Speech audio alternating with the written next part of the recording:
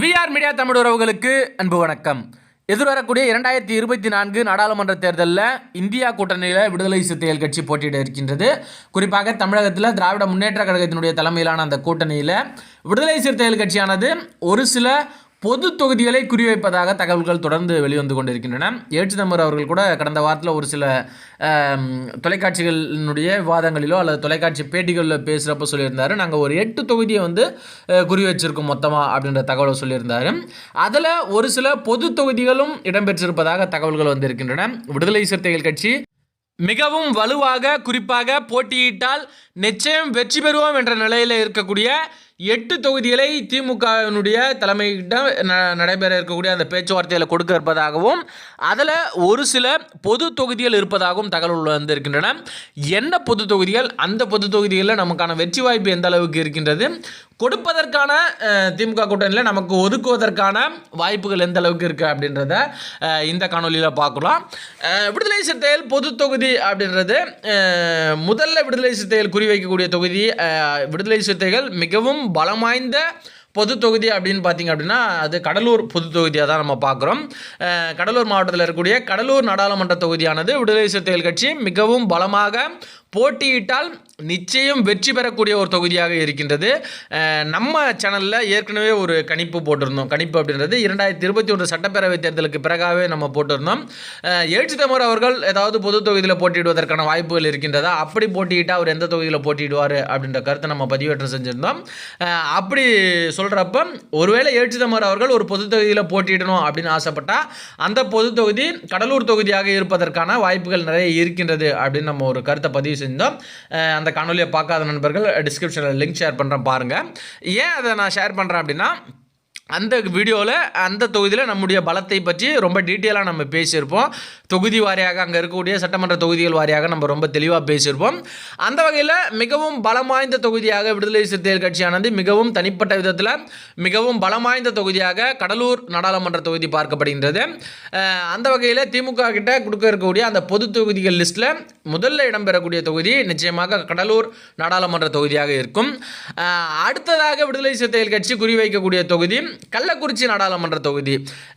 இந்த தொகுதியிலும் விடுதலை சிறுத்தைகள் கட்சி தன்னுடைய பலத்தை தொடர்ந்து நிரூபித்துக் கொண்டிருக்கின்றது. அந்த தொகுதி முழுவதும் தன்னுடைய முகாம்களை பரப்பி எல்லா இடத்துலையும் வாக்குச்சாவடி முகவர்களை போட்டு ரொம்ப பரபரப்பாக ரொம்ப வேகமாக அந்த தொகுதியிலும் கூட விடுதலை சிறுத்தைகள் பணியாற்றி கொண்டிருக்கிறார்கள். விடுதலை சிறுத்தைகள் கட்சியினுடைய பலம் அப்படின்றது கள்ளக்குறிச்சி தொகுதியில் பெரிய அளவில் மேலோங்கி காணப்படுகின்றது. அதனால் எதிர்வரக்கூடிய 2024 நாடாளுமன்ற தேர்தலில் விடுதலை சிறுத்தைகள் கட்சி குறிவைக்கக்கூடிய நாடாளுமன்ற தொகுதியில் பொது தொகுதியில் கள்ளக்குறிச்சி ஒரு முக்கிய இடம் பெறுகின்றது. அதே மாதிரி இன்னும் ஒரு சில பொது தொகுதிகள் விடுதலை சிறுத்தைகள் கட்சி திமுக தலைமை கிட்ட கொடுக்கக்கூடிய தொகுதியில் ஸ்ரீபெரும்புதூர் நாடாளுமன்ற தொகுதி, ஏன்னா சென்னை ஒட்னாப்பில் இருக்கக்கூடிய ஒரு பொது தொகுதி, அங்கேயும் விடுதலை சிறுத்தைகள் கட்சி பலமாக இருப்பதாக இருக்கின்றது. அதனால் அந்த தொகுதியும் கூட விடுதலை சிறுத்தைகள் கட்சி எதிர்பார்க்கக்கூடிய ஒரு தொகுதியாக இருக்கின்றது. இருந்தாலும் முதன்மையாக பார்க்கக்கூடிய தொகுதிகளாக இந்த 2 தொகுதிகள், அதாவது கடலூர் நாடாளுமன்ற தொகுதியும் கள்ளக்குறிச்சி நாடாளுமன்ற தொகுதியும் பார்க்கப்படுகின்றது. இந்த தொகுதிகள் விடுதலை சிறுத்தைகள் கொடுப்பதற்கான வாய்ப்புகள் எந்த அளவுக்கு இருக்குது அப்படின்னு பார்த்தோம் அப்படின்னா கடலூர் நாடாளுமன்ற தொகுதியை பொறுத்தவரை திமுகவினருடைய எண்ணம் என்னவாக இருக்குது அப்படின்னா இந்த முறை அந்த பகுதியை சார்ந்த திராவிட முன்னேற்ற கழகத்தினுடைய மாவட்ட செயலாளரும் அதே மாதிரி அமைச்சருமாக இருக்கக்கூடிய திரு எம்ஆர்கே பன்னீர்செல்வம் அவர்களுடைய மகனை கடலூர் தொகுதியில் நிற்க வைப்பதற்கான வாய்ப்புகள் அதிகம் இருப்பதாகவே சொல்லப்படுகிறது. திமுகவினர் அதை விரும்புவதாகவும் அதனால் கடலூர் நாடாளுமன்ற தொகுதியை பொறுத்த வரைக்கும் திரு எம்ஆர்கே பன்னீர்செல்வம் அவர்களுடைய மகனுக்கு சீட்டு கொடுப்பதற்கான வாய்ப்புகள் அதிகம் இருப்பதாக சொல்கிறாங்க.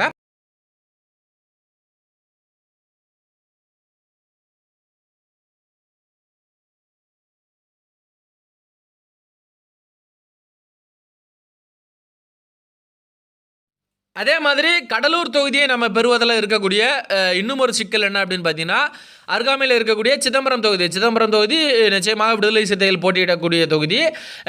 அப்படி விடுதலை சிறுத்தைகள் கட்சி சிதம்பரம் மற்றும் கடலூரில் போட்டியிட்டோம் அப்படின்னா அருகாமையில் அருகருகே இருக்கக்கூடிய 2 தொகுதிகளில் தொடர்ந்து விசிக, அதாவது ஒரு கூட்டணி கட்சி போட்டியிடுது அப்படின்னா அங்கே இருக்கக்கூடிய திமுகவினருக்கு அது ஒரு சலிப்பை ஏற்படுத்தும் அப்படின்ற காரணத்தினால கடலூர் தொகுதியை விடுதலை சிறுத்தைகள் கட்சிக்கு ஒதுக்குவதற்கான வாய்ப்புகள் ரொம்ப குறைவாக தான் இருக்கின்றது. அதே மாதிரி நம்ம கள்ளக்குறிச்சி தொகுதியை எடுத்தோம் அப்படின்னாலும் கள்ளக்குறிச்சி தொகுதியில் இப்போதைக்கு எம்பியாக இருக்கக்கூடியவர் திரு தெய்வசிகாமணி, அமைச்சர் பொன்முடி அவர்களுடைய மகன். மீண்டும் அவர் அதே தொகுதியில் போட்டியிட விரும்புவதாகவும் தகவல்கள் கிடைக்கின்றது. அதுவும் நமக்கு ஒரு சிக்கலாக இருக்கும். விடுதலை சிறுத்தைகள் கட்சி கள்ளக்குறிச்சி தொகுதியை பெறுவதற்கு ஒரு சிக்கலாக இருக்கும். நம்ம ஏற்கனவே கடலூர் தொகுதிக்கு அருகாமையில் எப்படி சிதம்பரம் தொகுதி இருக்கோ அதே மாதிரி இங்கே அருகாமையில் விழுப்புரம் தொகுதி இருக்கின்றது. அதுவும் பார்த்திங்க அப்படின்னா நம்ம கள்ளக்குறிச்சி தொகுதியை நம்ம கேட்டு பெறுவதற்காக ஒரு சின்ன பேக்ட்ராப்பாக இருக்குது.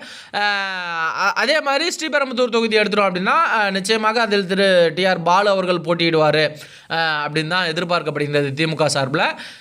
அதனால் விடுதலை சிறுத்தைகள் கட்சி இந்த பொது தொகுதியெலாம் குறிவைக்கின்றது. தற்போதைய நிலவரப்படி இந்த 3 தொகுதிகள் குறிப்பாக அந்த 2 தொகுதிகள் விடுதலை சிறுத்தைகள் குறிவைக்கக்கூடிய பொது தொகுதியாக இருந்து கொண்டிருக்கின்றது. அது எப்படி மாறுது, அதில் எதற்கான வேறு என்னென்ன தொகுதிகளை கேட்பதற்கான வாய்ப்புகள் இருக்கின்றது, அதில் எந்த பொது தொகுதி விடுதலை சிறுத்தைகளுக்கு கிடைக்க போகுது அப்படின்றத பற்றிய தகவல்களை தொடர்ந்து நம்முடைய சேனலில் அடுத்தடுத்த காணொலிகளில் பதிவிடலாம். நன்றி நண்பர்களே, மீண்டும் ஒரு காணொலியில் சந்திப்போம். அதுக்கு முன்னாடி நம்முடைய சேனலை சப்ஸ்கிரைப் செய்ய நண்பர்கள் மறக்காமல் சப்ஸ்கிரைப் செஞ்சுருங்க. காணொலிகள் பிடிச்சிருந்தா உங்களுடைய நண்பர்களுக்கும் பகிர்ந்து தொடர்ந்து உங்களுடைய ஆதரவை கொடுத்துருங்க.